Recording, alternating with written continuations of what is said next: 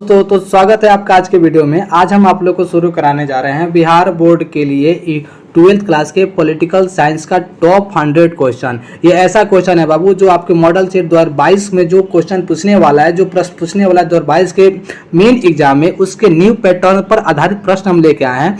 ये प्रश्न आप लोग के एग्जाम के व्यू से एकदम वीवीआई क्वेश्चन है। तो जिन बच्चों को पहले से भी आग्रह था कि सर पॉलिटिकल साइंस का क्वेश्चन लेके आइए, पॉलिटिकल साइंस का भी वीडियो लेके आइए, वो लोग भी जुड़ जाए। और जिन बच्चों को दोस्त हैं जो पढ़ना चाहते हैं उनके पास शेयर कीजिए, लाइक कीजिए, कमेंट कीजिए। जितने आपके पास दोस्त हैं वीडियो को शेयर कीजिए ताकि कई लड़कों को फायदा हो इस क्वेश्चन से, इस प्रश्न से, ठीक ना, इस वीडियो से। और वीडियो को एंड तक देखे बाबू, ठीक ना, एंड तक देखे, अंत तक देखना नहीं भूले, ठीक ना, क्योंकि इसमें जो हम प्रश्न कराने जा रहे हैं, ठीक ना, 100 इसका हम पार्ट 1 करा रहे हैं आज, ठीक ना।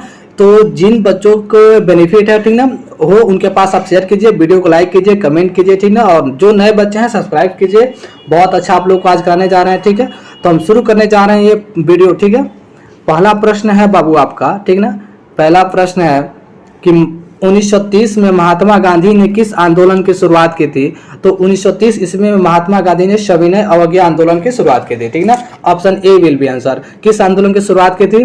सविनय अवज्ञा आंदोलन की शुरुआत की थी, ठीक है। अगला प्रश्न देखते हैं।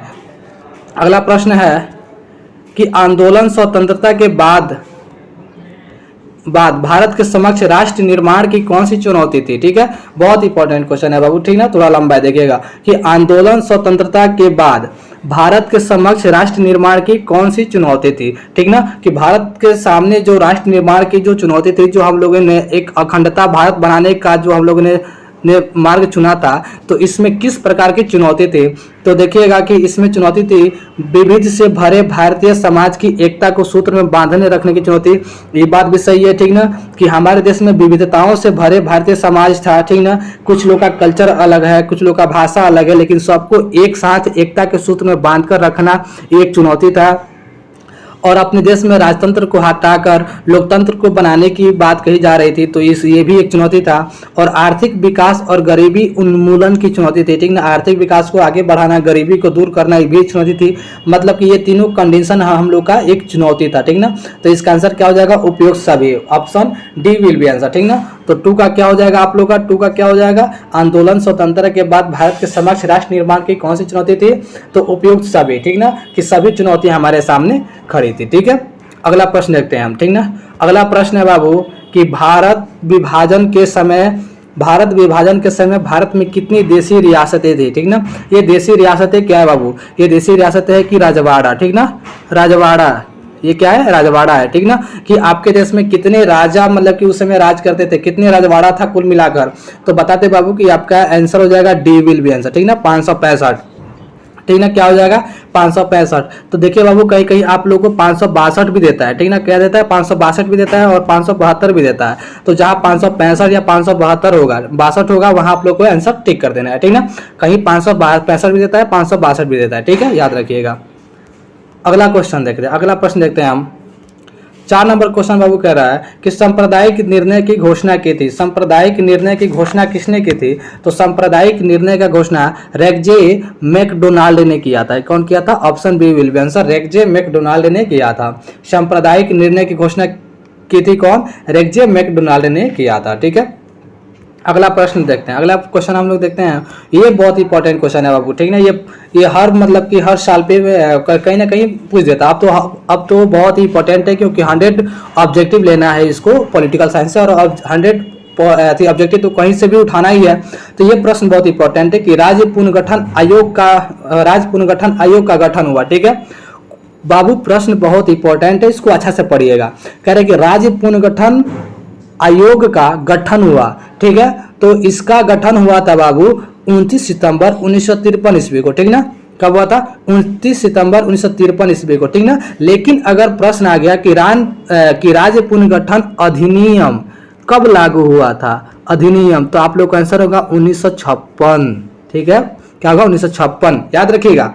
राज्य पुनर्गठन आयोग का गठन हुआ 1953 में, लेकिन राज्य पुनर्गठन अधिनियम लागू हुआ 1956 में, ठीक है। ये 2 चीज याद रखिएगा। अगला क्वेश्चन देखते हैं, 6 नंबर प्रश्न देखते हैं बाबू। अगला प्रश्न है आप लोग का 6 नंबर बाबू, ये कि प्रत्यक्ष प्रजातंत्र किस देश में है, ठीक ना।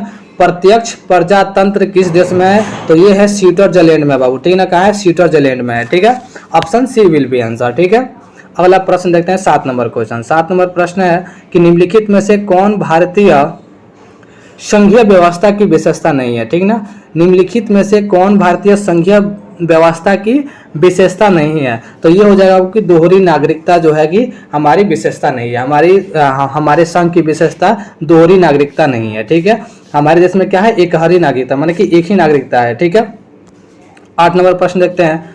8 नंबर प्रश्न है कि संविधान के किस अनुच्छेद में केंद्र और राज्य के बीच विधायी संबंधों का उल्लेख है, ठीक है। संविधान के किस अनुच्छेद में राज्य और विधायियों के बीच, ठीक ना, संबंधों का उल्लेख है? तो ये है बाबू option A will be answer, ठीक ना। अनुच्छेद ए 245 से 255, ठीक ना। पॉलिटिकल साइंस में ऐसा अनुच्छेद से भी क्वेश्चन आते हैं बाबू, तो इसको याद रखिएगा। अनुच्छेद 245 से 255 के बीच, ठीक ना, केंद्र और राज्य के बीच, ठीक ना, केंद्र और राज्य के बीच विधायी संबंधों का उल्लेख है, ठीक है। अगला प्रश्न देखते हैं कि भारत में वित्त आयोग का कार्यकाल कितना है, ठीक ना, कितने वर्ष का होता है? भारत में वित्त आयोग का कार्यकाल कितने वर्ष का होता है? तो बाबू 5 ईयर्स, ठीक ना, 5 वर्ष के लिए होता है। भारत में वित्त आयोग का कार्यकाल 5 वर्ष के लिए होता है, ठीक है। 10 नंबर प्रश्न देखते हैं बाबू कि माउंट बेटन योजना का संबंध निम्नलिखित में से किससे है? माउंट बेटन योजना निम्नलिखित में से किससे है? तो माउंट बेटन योजना बाबू आप लोग को बताते हैं कि यह भारत विभाजन से संबंधित है, ठीक है। किससे है? भारत विभाजन से संबंधित है, ठीक ना। Option A will be answer, ठीक है, भारत विभाजन से संबंधित है। 11 नंबर प्रश्न देखते हैं कि स्वतंत्र भारत के प्रथम उप प्रधानमंत्री एवं गृह मंत्री कौन थे? ठीक है, स्वतंत्र भारत के उप प्रधानमंत्री और गृह मंत्री कौन थे? तो बाबू स्वतंत्र भारत के उप प्रधानमंत्री और गृह मंत्री थे सरदार वल्लभ भाई पटेल, ठीक ना। कौन थे? सरदार वल्लभ भाई पटेल थे, ठीक ना। और अगला क्वेश्चन देखते हैं कि स्वतंत्र पार्टी के निर्देशक सिद्धांत था, ठीक ना। इसका क्या निर्देशक सिद्धांत था स्वतंत्र पार्टी का?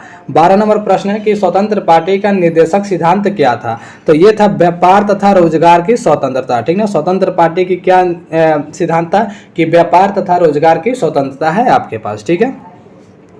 13 नंबर प्रश्न है बाबू कि मुस्लिम लीग की स्थापना कब हुई? ठीक है, प्रश्न पे आते हैं, ठीक है। ये आपका प्रश्न है, नीचे 4 ऑप्शन दिया हुआ है, ठीक है। पेज लेआउट के कारण ऐसा बात हुआ है, ठीक ना। तो आप लोग का है कि मुस्लिम लीग की स्थापना कब हुई थी? तो 13 का हो जाएगा option B will be answer, ठीक ना। ऑप्शन बी होगा कि मुस्लिम लीग की स्थापना 1906 ईस्वी में हुआ था, ठीक है। कब हुआ था मुस्लिम लीग की स्थापना? 1906 ईस्वी में, ठीक है। बहुत बढ़िया, ठीक ना। जिन बच्चों को आंसर पता है वो लोग कमेंट में जरूर आंसर दीजिए। और कैसा लग रहा है आप लोग को वीडियो, एक्सप्लेनेशन कैसा हो रहा है, इसका भी आप लोग जवाब दीजिए कि कैसा चल रहा है, ठीक ना। वीडियो कैसा चल रहा है, कमी कहाँ है, ठीक ना। हमको तो नहीं लगता कि कहीं कमी है एक्सप्लेन करने में, ठीक है। चलिए, आवाज क्लियर है ना, सब आवाज पूरा क्लियर है, आप लोग बता दीजिएगा, ठीक है। 14 नंबर क्वेश्चन है कि भारतीय जनसंघ के संस्थापक कौन थे? ठीक है, 14 नंबर क्वेश्चन है कि भारतीय जनसंघ के संस्थापक कौन थे? तो भारतीय जनसंघ के संस्थापक बाबू डॉक्टर श्यामा प्रसाद मुखर्जी थे, ठीक ना। कौन थे? डॉक्टर श्यामा प्रसाद मुखर्जी। तो option A will be answer, option A इसका आंसर होगा, ठीक है। अगला प्रश्न देखते हैं, ठीक ना। यहाँ देखिएगा बाबू, ठीक ना, यहाँ है कि यहाँ बाबू 18 होगा, ठीक है, 18 कि 1885 में किस राजनीतिक दल का स्थापना हुआ? ठीक ना, 18 होगा, ठीक ना बाबू, ये गलत है, ठीक ना। ये होगा 1885, ठीक ना, माफ कीजिएगा टाइपिंग में गलत हो गया, ठीक है। 1885 में किस राजनीतिक दल का स्थापना हुआ? ठीक ना, 1885 में। ये बाबू इस पर ध्यान मत दीजिएगा, ठीक ना, ये गलत टाइपिंग हो गया, 1885 होगा। तो 1885 में किस राजनीतिक दल की स्थापना हुई थी? तो 1885 ईस्वी में आप लोग को भारतीय राष्ट्रीय कांग्रेस की स्थापना हुई थी, ठीक ना। किसकी हुआ था? भारतीय राष्ट्रीय कांग्रेस की स्थापना हुआ था, ठीक है। अगर आप देखते हैं 16 नंबर प्रश्न है कि पंचशील समझौता किन देशों के बीच हुआ? ठीक ना, 16 नंबर प्रश्न है कि पंचशील समझौता किन देशों के बीच हुआ था? तो लोग बता दें कि भारत और चीन के बीच पंचशील समझौता हुआ था, ठीक ना। 5 बातें रखी गई थी, ठीक ना, 5 बातें रखी गई थी भारत और चीन के बीच 1954 ईस्वी में, ठीक है। कब रखा गया था? 1954 ईस्वी में भारत और चीन के बीच 5 बातें रखी गई, जिसको हम लोग पंचशील समझौता के नाम से जाने गए, ठीक है। अगला प्रश्न देखते हैं, 17 नंबर प्रश्न कह रहा है कि एक दलीय प्रभुत्व के संबंध में कौन सही है? ठीक है, एक दलीय प्रभुत्व के संबंध में कौन सही है? ये प्रश्न है बाबू आपका 17 नंबर की, एक दलीय प्रभुत्व के संबंध में कौन सही है? तो ये आपका हो जाएगा बाबू option A will be answer, ठीक ना। विकल्प के रूप में किसी मजबूत राजनीतिक दल का अभाव, ठीक ना। एक दलीय कि एक दलीय प्रभुत्व के संबंध में कौन सही है, ठीक ना। हाँ ठीक है, विकल्प के रूप में किसी मजबूत राजनीतिक दल का अभाव, ठीक है। एक मजबूत राजनीतिक दल का अभाव रहता है, ठीक ना। अगला देखते हैं, ठीक है। 18 नंबर प्रश्न है बाबू कि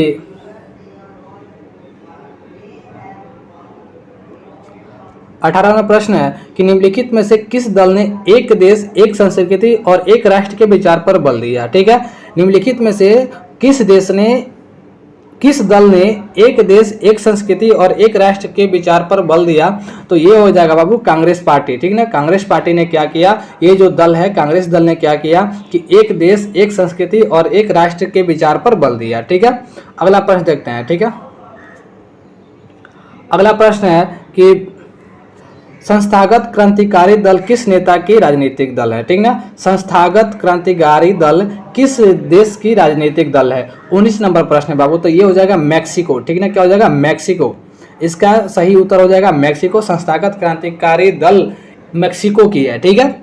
अगला प्रश्न देखते हैं 20 नंबर कि गुट निरपेक्षता का अर्थ, बहुत इंपॉर्टेंट क्वेश्चन बाबू, VVI, ये है VVI क्वेश्चन, इसको हम बोलते हैं VVI, ठीक है। इसी को आप लोग लगा लीजिए, इस VVI है, इसको रट्टा मार लीजिए, ठीक है ना। कि गुट निरपेक्षता का अर्थ क्या है? तो बाबू आप लोग को बता दें कि गुट निरपेक्षता का अर्थ है कि विश्व के किसी भी गुट में शामिल नहीं होना, ठीक है। बता दे बाबू कि शीत युद्ध में 2 गुट बना था, पहला और दूसरा, ठीक ना। मतलब कि पहली दुनिया दूसरी दुनिया, ठीक ना। लेकिन गुट निरपेक्ष बना हमारा देश भारत, तो क्या हुआ? तीसरी दुनिया हुआ, ठीक ना। तीसरी दुनिया हुआ, मतलब कि पूंजीपतियों और साम्यवादियों के गुट में शामिल न होकर हम एक अपना अलग दल बनाए, तो विश्व के किसी भी गुट में शामिल नहीं होना, यही गुट निरपेक्षता का अर्थ है, ठीक है। आते हैं 21 नंबर प्रश्न पे, ठीक ना। 21 नंबर प्रश्न है बाबू कि मैक मोहन रेखा कहाँ है, ठीक है। मैक मोहन रेखा कहाँ है बाबू, ठीक ना। तो मैक मोहन रेखा कहाँ है? तो ये है अरुणाचल प्रदेश में। कहाँ है? अरुणाचल प्रदेश में। Option B will be answer. ये मैक मोहन भारत और चीन के बीच की जो लाइन है ना, वही है, ठीक ना। भारत और बीच के रेखा को अलग करती है, 2 भाग में मतलब कि अलग करती है ये रेखा, ठीक ना। तो ये कहाँ है? अरुणाचल प्रदेश में मैक मोहन रेखा है, ठीक ना। Option B will be answer, ठीक है। अब देखिएगा अब कि भारत के संविधान सभा का गठन किस योजना के आधार पर हुआ, ठीक ना। भारत में जो संविधान सभा का जो गठन हुआ वो किस योजना के आधार पर हुआ, ठीक है। किस योजना के आधार पर हुआ? तो बताते हैं बाबू कि वह कैबिनेट मिशन योजना के आधार पर हुआ, ठीक ना। किसके आधार पर हुआ? कैबिनेट मिशन योजना के आधार पर हुआ, ठीक है। अगला प्रश्न देखते हैं, ठीक ना। ब्रैडलैंड आयोग किससे संबंधित है? 24 नंबर प्रश्न है बाबू कि ब्रैडलैंड आयोग किससे संबंधित है? तो आपका आंसर हो जाएगा कि जनसंख्या से ब्रैडलैंड आयोग संबंधित है, ठीक है। किससे है? जनसंख्या से। Option B will be answer. Brundtland आयोग किससे संबंधित है? तो जनसंख्या से संबंधित है, आप लोग समझ लीजिए। पहला है। अगला क्वेश्चन है 24 नंबर, ये भी 24 नंबर, ये भी। चलिए बाबू 24 नंबर वो भी 24 नंबर भी, मतलब कि ये मिसप्रिंट हो गया है, लेकिन चलते हैं, ठीक ना। योजना आयोग की स्थापना कब हुई, ठीक ना। तो बाबू बता दें योजना आयोग की स्थापना अपना हुआ था 15 मार्च 1950 ईस्वी को। कब हुआ था? 15 मार्च 1950 ईस्वी को अपने देश में योजना आयोग की स्थापना हुआ था, ठीक है। अब आते हैं 25 नंबर क्वेश्चन, ठीक ना। 25 नंबर वो प्रश्न है कि किस वर्ष चीन ने भारत पर आक्रमण किया, ठीक ना। जो चीन और भारत के बीच जो युद्ध हुआ था, ठीक ना, तो चीन ने भारत पर किस वर्ष आक्रमण किया था? तो इसका आंसर हो जाएगा 25 का ए विल बी आंसर, ठीक ना। 1962 में क्या हुआ था बाबू कि चीन ने पंचशील समझौता, ने बताया ना आप लोगों को कि 1954 में भारत और चीन के बीच पंचशील समझौता हुआ था, लेकिन जिसमें 5 बातें रखी गई थी। लेकिन 1962 में चीन ने पंचशील समझौता को अलग कर दिया, उस बातों को नहीं माना, और 1962 में क्या हुआ कि हमारे ऊपर आक्रमण कर दिया, ठीक है, जिसके कारण युद्ध हुआ, ठीक है। सब 26 नंबर क्वेश्चन देखते हैं, ठीक ना। 26 नंबर क्वेश्चन है बाबू, ध्यान से पढ़िएगा, ठीक है, कि संविधान निर्मात्री सभा में उद्देश्य प्रस्ताव किसके द्वारा प्रस्तुत किया गया, ठीक ना। किसके द्वारा उद्देश्य प्रस्ताव प्रस्तुत किया गया, ठीक ना। तो ये है जवाहरलाल नेहरू के द्वारा हमारे संविधान में उद्देश्य जो है कि प्रस्ताव किया गया, ठीक ना। उद्देश्य जो है कि प्रस्तुत किया गया हमारे देश संविधान में, ठीक ना। किसके द्वारा? पंडित जवाहरलाल नेहरू के द्वारा, ठीक ना। 27 नंबर प्रश्न देखते हैं बाबू कि कांग्रेस प्रभुत्व का काल कब से कब तक माना जाता है, ठीक ना। कांग्रेस प्रभुत्व का काल कब से कब तक माना जाता है, तो यह बाबू 1952 से 1967 तक। मतलब कहने का यह है कि यहाँ तक कांग्रेस का ही शासन रहा अपने देश में, ठीक ना। 1952 से शुरू हुआ 1967 तक आपके देश में कांग्रेस का ही राज रहा, ठीक ना। उसके बाद से फिर इंदिरा गांधी जी थी, आपातकाल लगा, फिर जनता पार्टी की सरकार आ गई, मतलब कि पार्टियां बदल गई।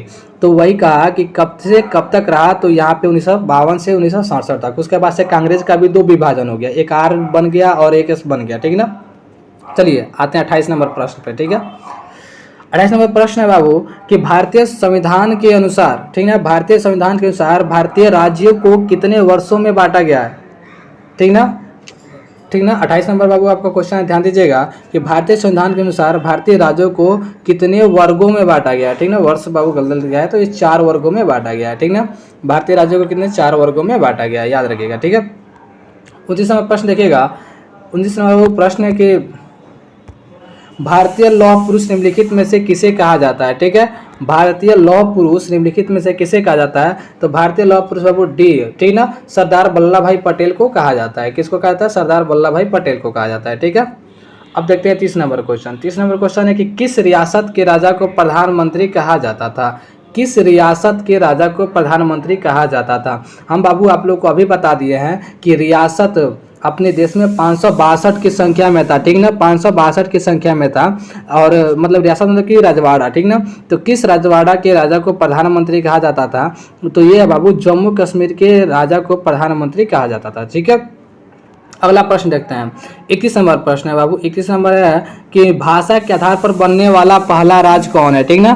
भाषा के आधार पर बनने वाला पहला राज्य क्या कौन है, तो बाबू 31 का सी हो जाएगा, आंध्र प्रदेश, ठीक ना। ये भाषा के आधार पर, तमिल भाषा के आधार पर, किस भाषा के आधार पर, तमिल भाषा के आधार पर बनने वाला पहला राज्य 1953 ईस्वी में यह राज्य बना था, ठीक ना।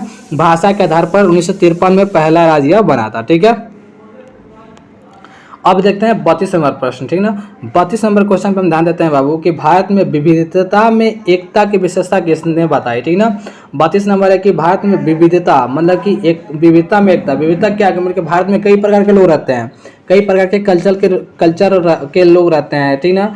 कई प्रकार के लैंग्वेज के लोग रहते हैं। बिहार में भोजपुरी बोलते हैं, महाराष्ट्र में मराठी बोलते हैं, लेकिन इन सब में एकता की बात किसने बताई थी, तो जवाहरलाल नेहरू ने बताई थी। किसने, जवाहरलाल नेहरू ने बताई थी, ठीक है। 33 नंबर क्वेश्चन देखते हैं। 33 नंबर प्रश्न में अगर हम ध्यान देते हैं बाबू, ठीक है। 33 नंबर प्रश्न बहुत इंपॉर्टेंट है, ठीक है। ये पंचवर्षीय योजना से है, ठीक ना। तो पंचवर्षीय योजना की किस पंचवर्षीय योजना में औद्योगिकरण की तेज रफ्तार पर बल दिया गया, ठीक ना। किस पंचवर्षीय योजना में औद्योगिकरण की तेज रफ्तार पर बल दिया गया, तो वह है द्वितीय पंचवर्षीय योजना पे हमने औद्योगिकरण का रफ्तार दिया गया, ठीक ना। लेकिन बाबू कहीं कहीं प्रश्न पूछ देता है कि प्रथम पंचवर्षीय योजना में किस पर ध्यान दिया गया, तो प्रथम पंचवर्षीय योजना में कृषि पर ध्यान दिया गया था, याद रखिएगा, ठीक ना। लेकिन यहाँ प्रश्न क्या किया है कि किस पंचवर्षीय योजना में औद्योगिक की तेज रफ्तार पर बल दिया गया, तो द्वितीय पंचवर्षीय योजना पर option A will be answer, ठीक है। जिन लोगों को आंसर पता है कमेंट बॉक्स में जरूर दीजिए आंसर, ठीक ना। जिन बच्चों को आंसर पता है कमेंट बॉक्स में दीजिए आंसर, कि पता चले कि किन बच्चों को कितना पता है, ठीक है। 34 नंबर प्रश्न है बाबू कि विश्व में हरित क्रांति के जनक कौन है, ठीक ना। विश्व में हरित क्रांति के जनक कौन है, 34 नंबर प्रश्न है, ठीक ना। तो आप लोग का ये हो जाएगा बाबू कि नॉर्मन बोरलॉग जो है, तो ये हमारे विश्व में हरित क्रांति के जनक है, ठीक ना। विश्व में हरित क्रांति के जनक कौन है, नॉर्मन बोरलॉग, ठीक ना, याद रखिएगा। 35 नंबर प्रश्न देखिएगा कि निम्नलिखित में से कौन एक संवैधानिक संस्था नहीं है, ठीक ना। निम्नलिखित में से कौन एक संवैधानिक संस्था नहीं है, तो यह है ए, नीति आयोग। नीति आयोग क्या है, अपना संवैधानिक संस्था नहीं है, ठीक है।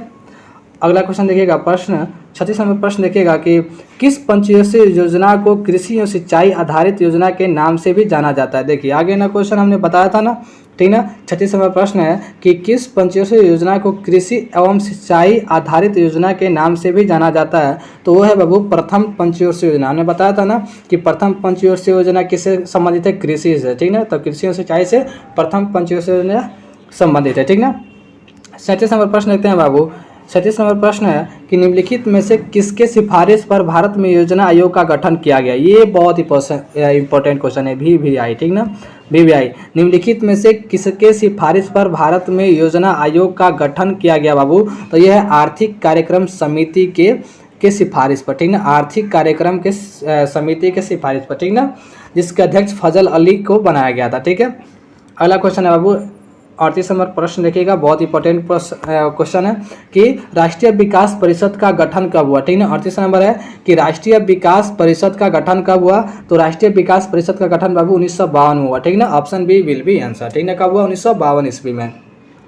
ठीक है, अगला प्रश्न देखिएगा 39 नंबर क्वेश्चन कि जय जवान जय किसान का नारा किसने दिया। ठीक ना, जय जवान जय किसान का नारा किसने दिया था। तो जय जवान जय किसान का नारा बाबू लाल बहादुर शास्त्री ने दिया था। कौन दिया था, लाल बहादुर शास्त्री ने दिए थे कि जय जवान जय किसान। और कब दिए थे, मतलब कि 1964-65 में इन्होंने ये नारा दिया था। ठीक है, बहुत बढ़िया। ठीक है, आप लोग भी आंसर देते रहिए, जिन बच्चों को पता है जल्दी से दोस्तों के पास शेयर कीजिए। जो आप लोग के दोस्त जो लोग पॉलिटी नहीं भी लिए हैं और जिनके दोस्त पॉलिटी लेके पढ़ाई कर रहे हैं उनके पास आप लोग शेयर कीजिए। ठीक है, इंपॉर्टेंट क्वेश्चन है बाबू। ठीक है, एग्जाम के भविष्य से पढ़ाई तो हो नहीं रहा है, कोचिंग में ऑनलाइन ही पढ़ना है सबको, चाहे समझ दीजिएगा। पीली क्रांति का संबंध निम्नलिखित में से किससे है। ठीक ना, 40 नंबर है कि पीली क्रांति का संबंध किससे है। तो है तिलहन उत्पाद से। ठीक ना, तिलहन उत्पाद से क्या है, पीली क्रांति का संबंध है, याद रखिएगा। ठीक है, अब देखिए 41 नंबर क्वेश्चन। ठीक है ना, ऑपरेशन फ्लड किससे संबंधित है। ऑपरेशन फ्लड, आप लोग का ये क्वेश्चन है बाबू कि ऑपरेशन फ्लड किससे संबंधित है। ठीक है, तो ऑपरेशन फ्लड आप लोग का संबंधित है बाबू दूध उत्पादन से। ठीक ना, दूध उत्पादन से ऑपरेशन फ्लड संबंधित है। ठीक है, बहुत बढ़िया। 42 नंबर क्वेश्चन देखिएगा, ये तो बहुत इंपॉर्टेंट है। ठीक ना, इंदिरा गांधी के ज़माने का ये क्वेश्चन है। ठीक ना, इसको बार पूछता है। ठीक ना, ये पूछता है कि भारत में 14 बैंकों का राष्ट्रीयकरण कब किया गया। 14 बैंकों को राष्ट्रीयकरण कब किया गया। राष्ट्रीयकरण का मतलब होता है कि सरकारी कर दिया गया, प्राइवेट बैंक को सरकारी कर दिया गया। ठीक ना, तो राष्ट्रीयकरण का मतलब होता है कि सरकारी कर देना, प्राइवेट बैंक को सरकारी कर देना। अब अभी क्या हो रहा है आपके देश में, अभी सरकारी चीज़ को प्राइवेट किया जा रहा है, जिसको हम लोग निजीकरण बोलेंगे। ठीक ना, लेकिन उस समय क्या हुआ था, राष्ट्रीयकरण हुआ था, सरकार प्राइवेट चीज़ों को सरकारी किया गया था। तो भारत में 14 बैंकों को का राष्ट्रीयकरण कब किया गया। तो 22 का 42 का आपको आंसर हो जाएगा 1969 में। ठीक ना, कब किया गया था, 1969 ईस्वी में ये काम किया गया था। ठीक है, अगला प्रश्न देखते हैं 43 है कि भारतीय सांख्यिकी संस्थान की स्थापना कब और किसके द्वारा की गई। इंपॉर्टेंट क्वेश्चन है बाबू, ये वर्ल्ड से है, वर्ल्ड ज्योग्राफी से है कि इंडियन ज्योग्राफी से है कि भारतीय सांख्यिकी संस्थान की स्थापना कब और किसके द्वारा की गई थी। तो ये आपका है, ये आपका आंसर हो जाएगा। ठीक है ना, 1931 में 1931 ईस्वी में पीसी महालोनबिस के द्वारा किया गया था। किसके, महालोनबिस के द्वारा भारतीय सांख्यिकी संस्थान की स्थापना किया गया था। और कब किया गया था, 1931 ईस्वी में किया गया था। Option B will be answer. ठीक है, अब आता है 24 नंबर क्वेश्चन पे। ठीक ना, 24 नंबर क्वेश्चन है बाबू कि भारत में किस प्रकार की अर्थव्यवस्था को अपनाया गया है। ठीक ना, भारत में किस प्रकार की अर्थव्यवस्था को अपनाया गया है। तो बताते हैं बाबू कि भारत में मिश्रित अर्थव्यवस्था को अपनाया गया है। ठीक ना, सी इसका आंसर हो जाएगा, मिश्रित अर्थव्यवस्था को अपनाया गया। मतलब कि ये जो समाजवादी अर्थव्यवस्था है ना, इसमें कहा जाता है कि सब चीज़ सरकार के हैंड में रहेगा, सब कुछ सरकारी चीज़ रहेगा। पूंजीवादी अर्थव्यवस्था में सब कुछ प्राइवेट रहेगा। ठीक ना, और मिश्रित में कुछ सरकारी और कुछ प्राइवेट रहेंगे। ठीक ना, सब सरकार का यहाँ पे ध्यान रहेगा। ठीक ना, तो हमारे यहाँ क्या है, मिश्रित अर्थव्यवस्था है, कुछ चीज़ सरकारी है कुछ प्राइवेट है। लेकिन अब क्या हो रहा है, अब सब प्राइवेट होते जा रहा है, मतलब कि धीरे धीरे हम लोग भी पूंजीवादी की तरफ अग्रसर हो रहे हैं। ठीक है, अगले देखते हैं 45 नंबर क्वेश्चन।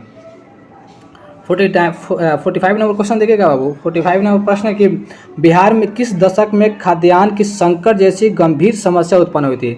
बिहार में किस दशक में, मतलब किस साल के दशक में खाद्यान्न जैसी गंभीर समस्या उत्पन्न हुई थी। तो वह है बाबू आप लोग का 1960 के दशक में। ठीक ना, कब, 1960 के दशक में हम लोग का खाद्यान्न संकट जैसी गंभीर समस्या उत्पन्न हुई थी। ठीक है, 6 नंबर प्रश्न देखते हैं बाबू कि संविधान निर्मात्री सभा के प्रारूप समिति के अध्यक्ष कौन चुने गए। ठीक ना, 6 नंबर क्वेश्चन कौन है कि संविधान निर्मात्री सभा के प्रारूप समिति के अध्यक्ष कौन चुने गए। तो ये है बाबू आप लोग के डॉक्टर भीमराव अंबेडकर को प्रारूप समिति के अध्यक्ष चुना गया। ये बाबू हमने कल के हिस्ट्री के भी वीडियो में आप लोग को बताया है। ठीक ना, और फिर यहाँ आप लोग को पॉलिटी में बता रहा हूँ कि प्रारूप समिति के अध्यक्ष कौन है, डॉक्टर भीमराव अंबेडकर है। ठीक है, 27 नंबर क्वेश्चन है आप लोग का कि विकास की अवधारणा के संबंध में सही कथन का चयन करें। ठीक है, विकास के अवधारणा के संबंध में सही कथन का चयन करें। ठीक है, तो बाबू आपका 47 का हो जाएगा। ठीक है, देखिएगा विकास के संबंध की अवधारणा में तो आर्थिक समृद्धि आती है। जब आर्थिक समृद्धि आती है तो विकास होता है। सामाजिक संरचना और नागरिक की दशा में परिवर्तन आता है। अगर सामाजिक संरचना और नागरिक की दशा में परिवर्तन आएगा तो उसे विकास कहेंगे। ठीक ना। असमानता में कमी आती है, माने कि हम छोटे हैं आप बड़े हैं, इस असमानता में कमी आती है, सबको बराबर चीज दिया जाता है, तो क्या है, विकास का उदाहरण है। मतलब कि इसका तीनों ऑप्शन राइट है, तीनों ऑप्शन सही है, तो मेरा क्या हो जाएगा, मेरा हो जाएगा उपयुक्त डी। ठीक ना, आंसर इसका डी हो जाएगा। 47 का क्या हो जाएगा, डी हो जाएगा। ठीक है, अब 48 नंबर क्वेश्चन देखते हैं बाबू, बहुत इंपॉर्टेंट क्वेश्चन, ये इसको याद रखिएगा। ठीक ना, इसको याद रखिएगा 48 नंबर क्वेश्चन को कि 2015 के बिहार विधानसभा चुनाव में किस राजनीतिक दल ने प्रथम स्थान प्राप्त किए। ठीक है, ये देखिएगा चुनाव से पूछ दिया क्वेश्चन कि 2015 के बिहार विधानसभा चुनाव में किस राजनीतिक दल ने प्रथम स्थान प्राप्त किए, तो वो था राजद। कौन था, राजद। लेकिन बाबू ये 2015 का है। ठीक ना, आप लोग को ये मॉडल सेट हमने 2022 के लिए सेट किया है ना, तो 2022 में आप लोग को सवाल आ सकता है कि 2020 के चुनाव में, तो अभी जो हम लोग का 2020 का चुनाव हुआ तो इसमें किसको मिला, तो इसमें मिला था बाबू बीजेपी को। ठीक ना, किसको मिला था, बीजेपी को। और 2015 का पूछे तो राजद को, 2020 का पूछे तो बीजेपी को, दोनों क्लियर हो गया। चलिए 49 नंबर पे आते हैं। ठीक ना, 49 नंबर प्रश्न पर हमने ध्यान दिया कि किस देश की भांति भारत में भी पंचवर्षीय योजना लागू किया। मैंने भारत ने पंचवर्षीय योजना लागू किया या किस देश को देख के लागू किया, किस देश में पहले लागू था उसको देखा देखी भारत ने भी अपने यहाँ लागू किया, तो वो था सोवियत संघ। सोवियत संघ बाबू यहाँ रूस होगा। ठीक ना, सोवियत संघ रूस के देखा देखी हम लोगों ने लागू किया। ठीक ना, डी इसका आंसर हो जाएगा, डी विल बी आंसर। ठीक ना, 49 का क्या हो जाएगा, डी। रूस पहले रूस में पंचवर्षीय योजना लागू हुआ, उसके बाद से अपने देश में लागू हुआ। ठीक है, अगला प्रश्न देखते हैं। ठीक है, अगला प्रश्न है बाबू 50 नंबर और लास्ट क्वेश्चन है, लास्ट प्रश्न है। ठीक ना, कि स्वतंत्रता के बाद भारत अपनी नीतियों के संचालन में निम्न में से किन नीतियों का महत्व दिया। ठीक ना, मैंने भारत की जितनी भी नीतियाँ बनी हुई थी तो संचालन के लिए भारत ने किस नीति का सबसे ज़्यादा महत्व दिया था, तो बता दें कि भारतीय संविधान के सभी जो थे उसको मतलब कि महत्व दिया। ठीक ना, जनतंत्र समाजवाद की स्थापना। ठीक ना, भारतीय समाज की व्यवस्था के आधुनिक सामाजिक व्यवस्था के बीच समन्वय, वसुधैव कुटुंबकम सूत्र, मतलब कि उपयुक्त सभी भारतीय संविधान के, ठीक ना, सभी नीतियों को संचालित किया। तो बाबू आप लोगों को बताइएगा, आप लोग का टॉप 50 क्वेश्चन हमने आज कराया, इसको बोलेंगे पार्ट 1। ठीक ना, क्या बोलेंगे बाबू, इसको बोलेंगे पार्ट 1। पार्ट 1 आप लोग का आज क्लियर हुआ। आप लोग 50 को याद कीजिए, वीडियो को 2 बार 3 बार जरूर देखिए, आप लोग के लिए इंपॉर्टेंट है। जो लोग पॉलिटिकल साइंस लिए हैं उसको हल्के मत लीजिए, बहुत इंपॉर्टेंट क्वेश्चन हमने आप लोगों को कराया है और एग्जाम की वजह से बहुत अच्छा है। ठीक है, तो पार्ट 1 है, पार्ट 2 के लिए इंतजार कीजिए, पार्ट 2 कल आएगा। ठीक ना, और सेशन में दीजिए कि कमेंट कीजिए कितने आप लोग के स्कोर किए, कितना स्कोर हुआ आप लोग को। ठीक है, धन्यवाद, गुड इवनिंग, कल के लिए हैप्पी टीचर्स डे आप लोग सभी को। ठीक ना, जय हिंद, जय भारत।